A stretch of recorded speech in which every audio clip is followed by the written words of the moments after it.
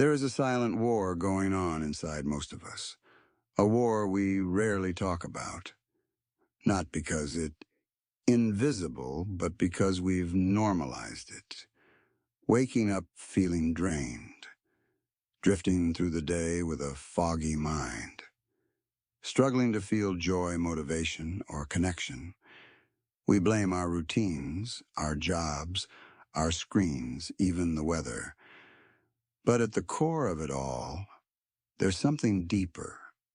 Our brain's chemistry is out of balance. And one of the most overlooked elements in that equation is dopamine. Dopamine isn't just the pleasure chemical. It's the molecule of motivation. It's what drives you to get up, to focus, to strive, to feel satisfaction. When dopamine levels are healthy, life feels lighter. Your energy has direction. Your emotions have space to breathe. But when it drops, everything begins to feel heavier, even the simplest of tasks. And in today's world, with overstimulation on one end and chronic exhaustion on the other, many people are unknowingly running on empty. But the good news is this: dopamine is not out of your reach. You don't need a prescription to feel alive again. You don't need to escape your life to rebuild your inner fire. There are natural, powerful ways to rewire your brain to restore balance, awaken motivation, and feel grounded in your own mind again. And that's exactly what we're diving into today. These 10 practices aren't about perfection. They're about reconnection, about reclaiming the small, overlooked habits that hold the power to shift your entire emotional landscape. If you've been feeling stuck, numb, or simply not like yourself, this episode is for you. Because when you learn to boost dopamine the right way, slowly, intentionally, consistently, you don't just feel better, you become better, clearer, stronger, more in tune with who you really are. Let's begin this journey not as a chase for happiness, but as a return to balance, to presence, to energy that flows from within, not from outside approval. Because your mental and emotional well-being aren't luxuries. They're the foundation of everything. And now it's time to rebuild that foundation one step at a time. One move even slowly. Have you ever noticed how different the world feels after a short walk? Not just physically, but mentally, emotionally. The fog lifts, the tension loosens. You start to think more clearly, breathe more fully, and feel more like yourself. And that's not a coincidence. It's not just fresh air or clearing your head. What's happening inside your brain is chemical movement. Even simple, slow, non-strenuous movement increases dopamine production. And dopamine is the spark behind motivation, joy, and emotional stability. In a society obsessed with performance, we often treat movement as a chore, a number, a goal. 10,000 steps, 45-minute workouts, calories burned. But the body doesn't need spectacle to heal. It just needs to move. Dopamine doesn't wait for the perfect gym session. It responds to rhythm, to flow, to the gentle return of breath, blood, and balance. Let's be honest, when we're feeling low, depressed, anxious, or disconnected, movement is usually the first thing we stop doing. We sit, we scroll, we sleep too much, we spiral. But ironically, that's the exact moment when movement is most needed. Not to impress, not to push, but to reset. Because every form of stagnation, physical or emotional, is a signal that something inside needs motion, not more thought. And this isn't modern wellness jargon. The Stoics knew it over 2,000 years ago. Cleanthus, one of the early Stoics, was a manual laborer. He worked through the night hauling water and spent his days in study and contemplation. For him, physical work wasn't separate from mental clarity. It was the gateway to it. He moved his body so his thoughts could stay sharp. That was his rhythm. That was his discipline. And this idea doesn't require ancient robes or modern fitness apps to apply.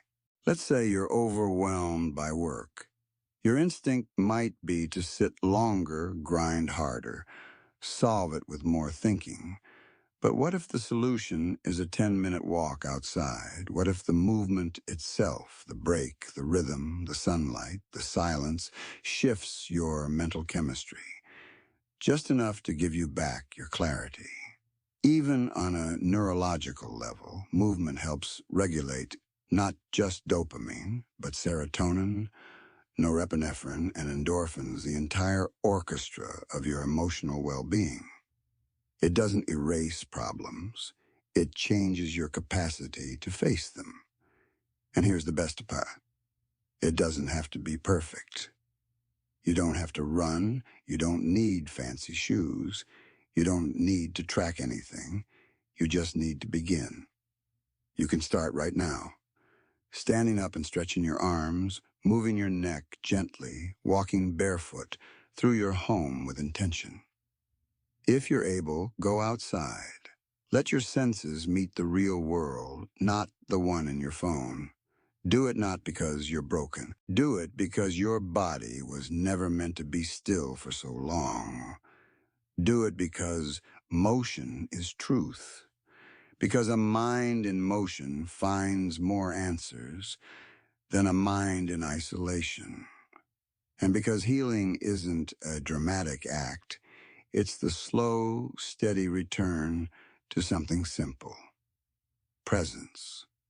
Make movement part of your daily rhythm, not as punishment, but as permission. Permission to reconnect with yourself. Permission to release stress instead of storing it. Permission to feel your body again, not as a burden, but as an ally. So ask yourself right now, what kind of movement can I give myself today? Not what the world expects, not what looks good online. What does your body need? Trust it. Honor it. Then move even slowly. Because in that movement, dopamine flows, and with it, a deeper sense of being alive returns.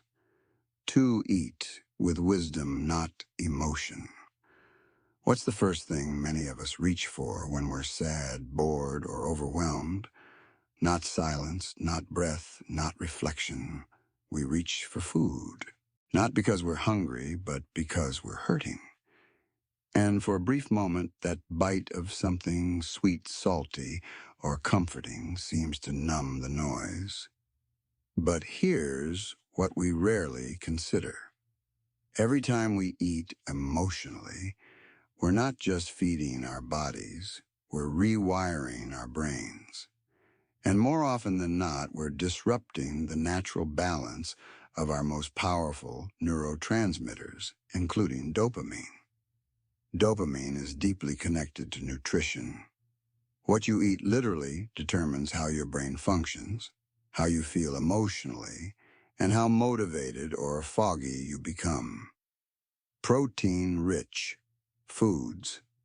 Healthy fats and foods high in the amino acid tyrosine are the building blocks of dopamine.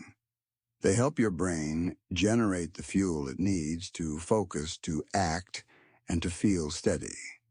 But when you replace real nourishment with sugar spikes, processed comfort, or emotional binging, you might feel better for 10 minutes and worse for the rest of the day. The Stoics wouldn't have talked about amino acids or neurochemistry, but they understood something timeless. Discipline in what you consume leads to clarity in how you think. Seneca once said, "Drunkenness is nothing but voluntary madness." He wasn't only referring to alcohol. He was warning us about any form of overindulgence that clouds the mind and weakens our will. And food, especially in moments of stress or sadness, often becomes that form of escape. So the question isn't, what should I eat to lose weight or what's trendy right now? The question is, what kind of food helps me feel mentally clear and emotionally steady? That's a very different conversation. It's not about guilt or shame. It's about awareness. How does your body respond after you eat? How does your mind respond 2 hours later? Did that meal give you energy or did it drain it? Let's take it further. Suppose you start your day with protein, greens, and hydration. What you've just done before checking your phone, before dealing with the outside world, is send a message to your brain. I value stability over stimulation. You've built dopamine naturally, not through caffeine or sugar, but through real nourishment. And your body will respond with clarity. Your emotions will be less volatile. Your cravings will be quieter. You'll feel more anchored. Now contrast that with skipping meals or emotionally overeating late at night. You wake up groggy, unmotivated. Your blood sugar crashes mid-morning. You start seeking dopamine through external means, scrolling, snacking, snapping at people. And it's not because you're lazy or undisciplined. It's because your brain chemistry is trying to compensate for what your food didn't provide. This is why eating with wisdom is one of the greatest acts of self-respect. Not clean eating, not perfection. Wisdom, the quiet knowledge that says, this is how I want to feel. So this is what I choose to put into my body. That's not a diet. That's identity. That's self-mastery. And yes, it takes effort. It takes awareness to ask, am I actually hungry or am I avoiding something? It takes strength to step away from the quick fix. But every time you choose nourishment over numbing, you strengthen your emotional core. You tell your nervous system, I don't need to run. I can sit, I can feel, I can respond, not react. Food is information. Every bite is a message to your cells, your mood, your motivation. And when you choose wisely, when you build your meals with intention, you're not just feeding your body, you're shaping your future mental state one plate at a time. So the next time you stand in front of the fridge or open a cabinet in a moment of stress, pause, breathe. Ask yourself, what do I actually need right now? Maybe it's fuel. Maybe it's rest. Maybe it's connection. Maybe it's simply to be still. Don't just feed your feelings, feed your future. Because what you consume becomes what you feel. And if you want to feel strong, clear, and motivated, your food has to reflect that choice. 3, sleep. Like you're rebooting your soul. When was the last time you truly rested? Not just closed your eyes, but gave your body and mind permission to reset completely. In a world that glamorizes hustle and burns out in silence, sleep is often treated like an afterthought, as if rest were a luxury, not a necessity, as if you could just keep pushing, caffeinating, powering through without consequences. But here's the truth. Your nervous system never stops whispering. Sleep is not optional. It's a biological non-negotiable. And when you skip it, rush it, or disrespect it, your brain stops functioning the way it's meant to, especially when it comes to dopamine. Dopamine production is highly dependent on deep restorative sleep. During the night, your brain performs a kind of internal housekeeping. It clears out toxins, resets your hormonal balance, and restores the neurotransmitters that keep you emotionally regulated. Without quality sleep, your dopamine receptors become less sensitive, which means you need more stimulation to feel the same motivation, and eventually you stop feeling much at all. Have you noticed how the smallest problems feel overwhelming after a bad night's sleep? Or how your patience runs thin, your motivation disappears, and everything feels emotionally louder? That's not just being tired. That's your brain operating with diminished chemistry.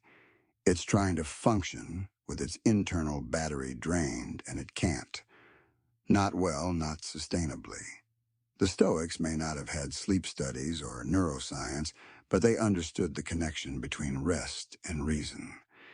Marcus Aurelius reminded himself daily to get up and do the work of a human being, but he also knew the value of preparation, and rest is preparation.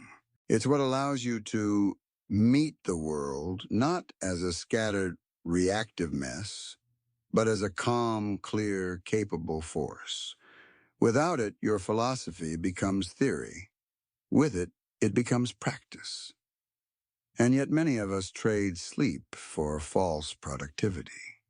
We stay up late finishing tasks, doom scrolling, or numbing out in front of a screen.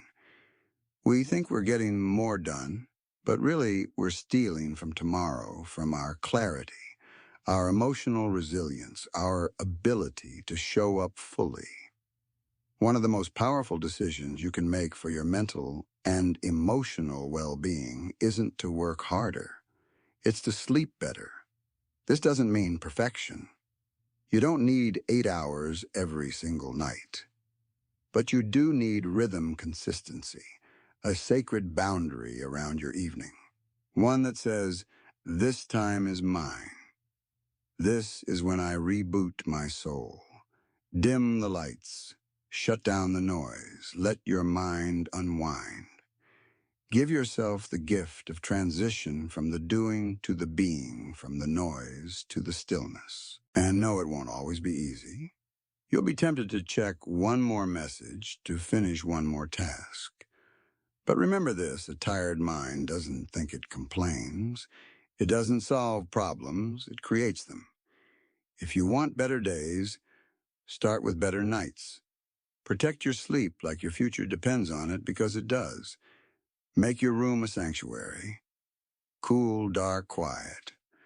No stimulation, no judgment, just a space where you're allowed to let go, to fall, to heal. And if sleep is hard for you, start small, consistent times, no screens, an hour before bed, gentle sounds, deep breathing. Not because you're chasing perfect sleep, but because you're honoring your mind's deepest need to rest and reset. So ask yourself, what would change in my life if I started taking my sleep as seriously as my goals? Because every night you honor rest. You're investing in the clarity, energy, and focus of the next day. You're building a foundation that no supplement or morning routine can replace. You can't outrun fatigue, but you can outsmart it by making sleep a ritual of self-respect. Reboot your soul night by night. 4, sit with yourself in stillness. When was the last time you were truly alone with your thoughts, without a screen, a task, or a distraction in front of you? Not scrolling, not planning, not trying to be productive. Just sitting, breathing, listening in silence. For most people today, that kind of stillness feels unnatural, even uncomfortable. But it's in that stillness where healing begins. It's where dopamine restores itself, not through stimulation, but through presence. It's where the nervous system finds balance, and it's where your mind returns home. We live in an age of endless noise notifications, algorithms, background music, to-do lists. Our senses are bombarded by inputs, And while they might keep us occupied, they leave us disconnected. Disconnected from our inner voice, from clarity, from emotion, from truth. The Stoics understood this long before the digital age. They believed the mind must be trained not only to think well, but to sit well, to endure silence, to face itself without flinching. Marcus Aurelius wrote, "Nowhere can man find a quieter or more untroubled retreat than in his own soul." That wasn't poetic advice. That was a command to retreat inward, not to escape life, but to return to it more present. And from a scientific standpoint, stillness through practices like meditation and mindfulness directly increases dopamine and serotonin levels. It strengthens your brain's ability to regulate emotion. It rewires the mind for clarity and calm. But more than that, stillness gives you back your power. When you sit in silence, even for 5 minutes, you step out of reactivity. You stop running from feeling. You allow emotion to rise, to breathe, and to settle. You begin to observe your thoughts instead of becoming them. You create space between the impulse and the action. And in that space is where transformation lives. Let's ground this in something real. Suppose you're feeling overwhelmed. Normally you might reach for your phone call.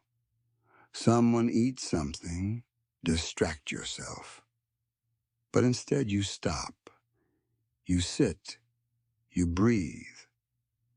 You ask, what am I actually feeling right now? You don't analyze it. You witness it. And suddenly, the noise softens. The emotion loses its grip. The part of your brain that fuels dopamine, your reward and motivation system, begins to activate, not from outside stimulation, but from your ability to simply be present with what is. This is why people who meditate regularly often report feeling more motivated, more emotionally balanced, more focused, not because they're escaping the world, but because they're facing it from a place of inner stillness.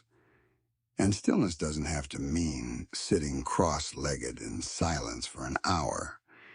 It can be a quiet morning alone with a cup of tea. It can be 10 minutes with your eyes closed before you start your day.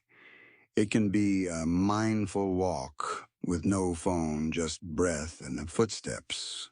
The form doesn't matter. The intention does. You're not performing stillness. You're remembering who you are beneath the noise. So ask yourself, what would happen if I gave myself 5 minutes of undistracted silence every day? Would you find clarity, peace, grief you've been avoiding? Maybe. And all of that is okay. Because stillness doesn't always feel good, but it always brings truth. And truth is the first step toward healing growth and mental resilience. You don't need to be a monk.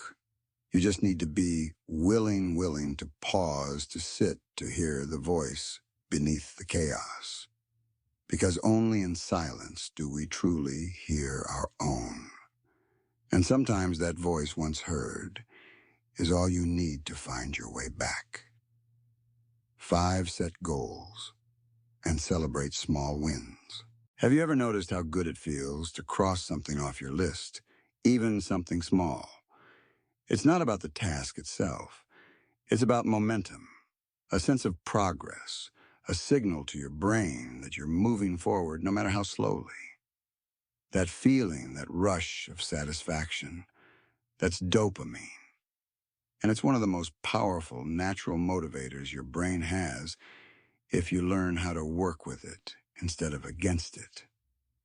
Dopamine thrives on achievement, but not just big milestones. It responds to progress, to movement, to evidence that you're no longer standing still. The problem is most people wait too long to feel proud of themselves. They only celebrate when they make it, when they lose all the weight, get the job, finish the book heal completely. And in doing so, they rob their brains of the very reward signals that would help them stay consistent. The Stoics were not obsessed with success, but they understood the importance of direction. Epictetus said, "First say to yourself what you would be, and then do what you have to do." That's goal setting at its most honest. Not a fantasy, not wishful thinking, a clear decision followed by consistent action. And that consistency is what gives birth to motivation, not inspiration, not luck, but small intentional effort repeated daily. Let's break this down now practically. Suppose you have a big goal like improving your health, writing a book, changing careers, or developing emotional resilience. If you wait to feel good only when you've reached the finish line, you'll burn out. Your brain will feel deprived. But if you set micro goals, drink a glass of water in the morning, write 100 words, take one deep breath instead of reacting, and then acknowledge those wins. Dopamine flows. You train your brain to associate effort with reward. And this isn't just psychological fluff. Research shows that when we recognize and celebrate small wins, we reinforce neural pathways that make us more likely to keep going. We literally rewire ourselves to enjoy the process, not just the result. Think of a child learning to walk. Every step is celebrated. Every stumble is encouragement. Why do we stop doing that for ourselves as adults? Why do we dismiss progress just because it's not perfect? You don't build greatness overnight. You build it one honest decision at a time. And every one of those decisions is a brick in the foundation of who you're becoming. So make it a practice. Set goals, but make them real attainable. Then track your wins, not for public applause, for yourself, for your own psychology. Keep a small journal, a note on your phone, a quiet smile at the end of the day that says, "I showed up today. I moved forward." That's not weakness, that's wisdom. That's dopamine being built intentionally as a tool, not a trick. And don't underestimate what this does emotionally. Every time you celebrate a small win, you give your nervous system hope. You remind yourself that change is possible. You replace despair with direction. And slowly your self-image shifts. You stop seeing yourself as stuck and start seeing yourself as someone in motion, someone who shows up even when it's hard, someone who keeps promises even if they're small. So ask yourself now, what is one small thing I can do today that moves me closer to who I want to become? Then do it and celebrate it. Not with fireworks, with awareness, with presence, with the quiet pride that says, "I did what I said I would do." Because he who rejoices in one step, one honest, quiet step, will one day reach the summit. Not because he rushed, but because he never stopped walking. 6. Listen to music that moves you. Have you ever played a song and suddenly everything changed? Your mood, your energy, your entire emotional state? That's not magic. That's dopamine. Music doesn't just entertain us, it moves us quite literally. Neuroscience shows that listening to music we enjoy activates the brain's reward system, increasing dopamine levels and creating feelings of pleasure, connection, and even clarity. It's why a song from 10 years ago can bring back a forgotten memory. It's why certain melodies make you want to cry, not out of sadness, but recognition.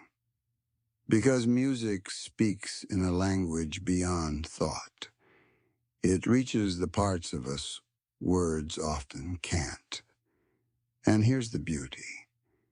It's accessible, immediate, intimate. You don't need therapy, a journal, or a plan. You just need sound, carefully chosen, deeply felt. In the Stoic world, while music wasn't a core tenet, the idea of harmonizing with life, of tuning your inner state to something higher absolutely was. Seneca wrote often about the importance of rhythm and emotional discipline. What is music, if not rhythm personified? When you feel low, heavy, or foggy, music can serve as a bridge, a way out, a hand reaching into the darkness that says you're not alone. You can shift this moment. And the best part, it doesn't demand anything from you.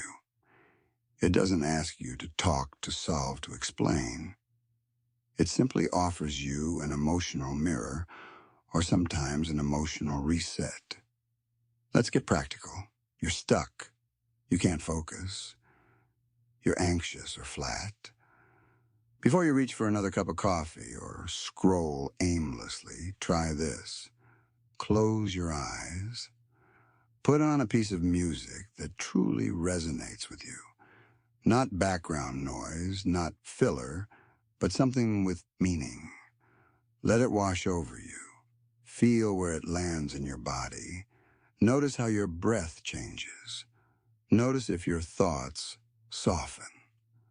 This is not escapism. This is recalibration. Different music serves different states. Uplifting music can raise energy and spark motivation. Calming music can lower stress and bring you back into your body. Instrumental or classical music can improve focus by stimulating creative flow without overwhelming the mind. And sometimes sad music is exactly what you need. Not to deepen pain, but to give it space to breathe and leave. But the key is intentionality. Don't just consume music the way you consume noise. Choose it. Curate your emotional environment. Use sound as a tool, a companion in your healing, your thinking, your growing. Create playlists that serve your different states. Mornings, reflection, movement, rest, and let them be yours. Not what's trending, what touches you. You'd be surprised how often motivation doesn't come from logic or routine, but from a single song that shakes the dust off your soul and reminds you who you are. That's the hidden power of sound, not as distraction, as alignment. And emotionally, this changes everything. You begin to realize that you don't always need to fix how you feel. Sometimes you just need to feel it fully and let it move through you. And music gives you that space, that movement, that release. So ask yourself, what's the soundtrack to the version of me I'm becoming? What music awakens that part of you that's been quiet for too long? Play it, feel it, let it do its quiet work. Because what cannot be said in words, music can carry. 7. Surround yourself with nourishing relationships. Have you ever left a conversation feeling lighter, more seen, more alive? And have you ever left another feeling completely drained, misunderstood, or quietly ashamed of yourself? That contrast isn't just emotional, it's chemical. Relationships shape your brain. The people you allow into your life directly influence your dopamine levels, your emotional resilience, your motivation, and even your self-worth. Human connection isn't just nice to have. It's necessary for mental and emotional health. Dopamine increases in the presence of genuine connection, and not the surface level kind, not the endless texting, force, small talk, or attention-chasing interactions. What your nervous system craves, what your soul craves, is authentic presence. Being with someone who actually listens, not just waits to speak. Someone who sees you beyond your role, your mask, or your current struggle. Someone who doesn't demand you be more, but who naturally reminds you of who you already are. The Stoics spoke often of friendship, but not the kind based on convenience or benefit. Seneca wrote, "One of the most beautiful qualities of true friendship is to understand and to be understood." That kind of bond nourishes your mind. It strengthens your inner world, gives you perspective, and softens the weight of daily life. It isn't loud. It isn't clingy. It's calm, safe, solid. Now contrast that with toxic relationships, the ones where you feel small anxious or chronically unseen. Your brain senses threat in those dynamics. It goes into survival mode. Your dopamine plummets. Your energy becomes reactive. Your mind becomes scattered. And slowly, without noticing, you begin to shrink, to question yourself, to live more on edge than in peace. You don't have to be surrounded by a crowd to be mentally healthy. In fact, sometimes the crowd is the problem. What matters is quality over quantity. One or two people who energize you, who challenge you gently, who make you laugh from the heart. That's more powerful than 50 shallow connections. Because every interaction is an input.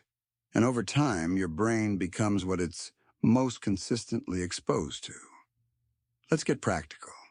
Start paying attention after every social interaction. How do you feel energized or depleted, centered or scattered, clear or confused? That's not just emotion. That's biology. And the more you honor those signals, the more you begin to curate an environment that supports your emotional and mental chemistry, not sabotages it. And just as important, be that nourishing presence for others too. Listen without fixing. Celebrate without comparison. Show up without performance. Be the kind of energy that you wish someone would bring into your life, because connection is a mirror. And when you offer that kind of space to someone else, you create the conditions for true reciprocity, not obligation, not drama, but mutual elevation. If you're feeling mentally heavy, unmotivated, or emotionally numb, don't just look inward. Look around. Who's in your space? Who do you allow access to your mind, your energy, your time? And do they truly deserve that access? It's not about judging others harshly. It's about protecting your peace. Because in the end, your environment, both internal and external, is the architecture of your well-being. And sometimes, the most powerful step toward a healthier, more motivated mind is simply choosing to walk with better people. So ask yourself, who lifts me without effort? Who makes me feel more like myself? Who am I becoming by the company I keep? Because a true friend doesn't exhaust you. They restore you. And that kind of relationship isn't a luxury. It's medicine. 8. Let the sun touch your skin. When was the last time you simply stepped outside? Not to get somewhere, not to be productive, but just to feel the sunlight on your face. We've become so accustomed to artificial environments, fluorescent lights, filtered air, glass screens, that we forget we're not designed for indoor living. We're not just minds and muscles. We're biology. We're chemistry. And sunlight is not just warmth. It's a biological trigger that plays a powerful role in how we feel, think, and function. Here's what science confirms. Sunlight increases the production of vitamin D, which helps regulate mood, immunity, and even sleep. But just as importantly, exposure to natural sunlight increases dopamine levels in the brain, particularly in areas responsible for motivation and focus. Morning light especially stimulates dopamine pathways, helping you feel more awake, more present, more engaged. That's not spiritual fluff. That's biochemistry. And the Stoics, they may not have understood ultraviolet rays or dopamine receptors, but they understood the healing power of nature. They spent time outdoors, not to escape, but to align. Marcus Aurelius found clarity under the stars. Seneca reflected on the mountains and rivers. Nature wasn't a backdrop for life. It was life. And they knew if you want to think clearly, you must return to what is natural. But most of us live severed from that rhythm. We sleep past sunrise. We live behind curtains.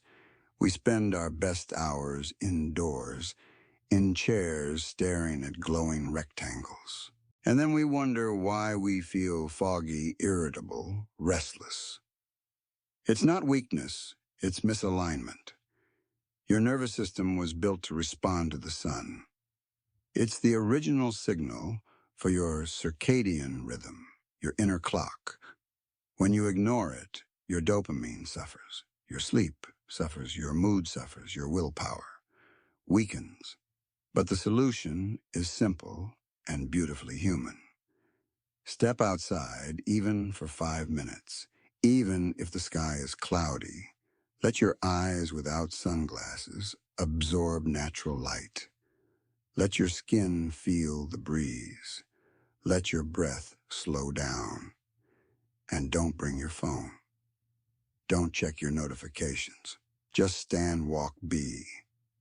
It's in these quiet moments that the body recalibrates and the mind begins to return to center.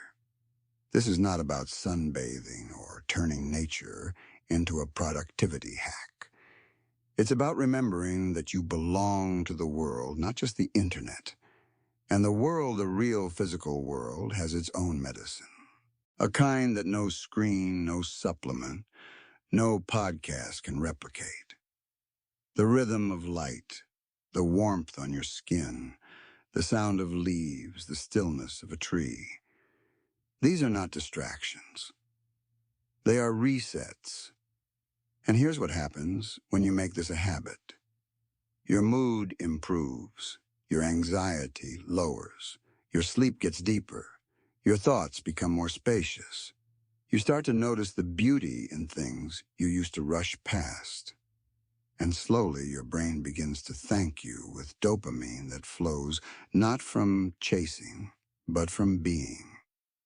So ask yourself, when was the last time I let the sun touch me without distraction? What would change if I made morning light part of my daily rhythm? What if the first thing I reached for wasn't a screen but the sky? Because what books can't heal the morning light sometimes can 9. Do what you love, not just what's expected. When did you stop doing things just because they made you feel alive? When did joy become something you had to schedule, justify, or postpone for when everything else was done somewhere along the path to adulthood? Many of us traded in what we love for what we should do. And in that trade, something subtle but essential was lost. Our natural connection to dopamine. The kind that flows from doing things that awaken your spirit. Not just check off a task, doing what you love. Whether it's painting, cooking, building, writing, gardening, crafting, running, playing music, reading fiction, or just sitting in nature isn't a luxury. It's a neurological necessity. The activities that fully engage your attention and bring joy from within activate your brain's reward system. They create sustainable dopamine, the kind that doesn't crash after it spikes. And the more time you spend immersed in these passions, the more emotionally balanced, focused, and energized you become. The Stoics believed in duty, yes, but also in eudaimonia, the flourishing of the soul. They didn't separate virtue from joy. They believed that to live in alignment with your nature was to live with clarity, purpose, and yes, pleasure. Not the shallow kind, not indulgence, but the deep fulfillment that comes from expressing who you truly are. As Marcus Aurelius wrote, the soul becomes dyed with the color of its thoughts. And how often do your thoughts turn toward what truly moves you? Let's make this real. Think of a time when you were completely absorbed in something you loved. Hours passed like minutes. Your worries quieted, your mind sharpened. You weren't thinking about being productive. You were present. That is what doing what you love does to your dopamine. It creates focus without force energy, without strain, clarity, without caffeine. But too often, we abandon these activities in the name of responsibility. We tell ourselves we don't have time, that it's not productive, that we'll get to it someday. But here's the truth. If you don't make space for what fuels you, you'll burn out doing what drains you. There is no virtue in self-abandonment, and there is no wisdom in living only for what's expected of you. Start small. Give 15 minutes to something that brings you joy and protect it like it matters because it does. Let yourself enjoy without explaining. Let yourself create without perfection. Let yourself remember who you were before the world told you what you had to become. And no, this doesn't mean quitting your job or abandoning your duties. It means reclaiming a part of yourself that was never meant to die. Your curiosity, your wonder, your creative fire. Because when you water that part of you, everything else improves. Your mood lifts, your energy increases, your resilience strengthens, dopamine flows not from proving, but from being. So ask yourself, what did I once love that I've neglected? What small act of joy can I return to today? Don't wait for permission. Don't wait until you have time. Make time not because it's urgent, but because it's essential. Because happiness isn't a goal, it's a practice, and it begins by doing what enlivens you without apology. 10. Release stress. Don't just resist it. How much energy do you spend holding it all together? Keeping a smile on your face when your chest is heavy, showing up for everyone else, while your own thoughts scream for rest. Telling yourself to be strong while your body quietly begs for stillness. We live in a world that glorifies resilience but misunderstands it. True resilience isn't about resisting stress until you collapse. It's about knowing when and how to release it, to let it move through you without owning you. Chronic stress is one of the most dangerous thieves of mental and emotional health. It drains your nervous system, clouds your thinking, and blocks the natural production of dopamine. Over time, it rewires your brain to expect pressure to fear rest, to associate stillness with failure. And the longer stress stays stuck in your system, the more it controls your mood, your energy, your clarity, and your will to move forward. But the Stoics knew something profound. You can't control what life throws at you, but you can control your response. Epictetus said, "It's not what happens to you, but how you react to it that matters."